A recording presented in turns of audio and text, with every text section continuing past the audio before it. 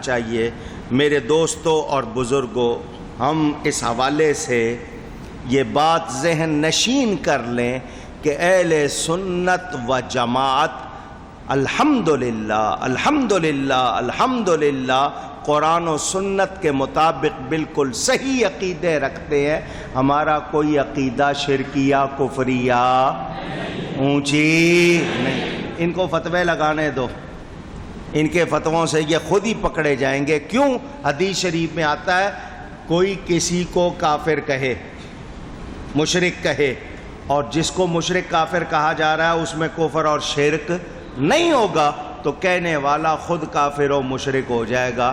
تو یہ ہمیں غلط کہنے والے اپنی فکر کریں، انشاءاللہ ہمارا بیڑا پار۔ اللہ ہمیں صحیح عقیدوں پر قائم رکھے۔ گفتگو میں کوئی غلطی ہوئی ہو اللہ کی بارگاہ میں توبہ کرتا ہوں۔ وآخر دعوانا ان الحمدللہ رب العالمین۔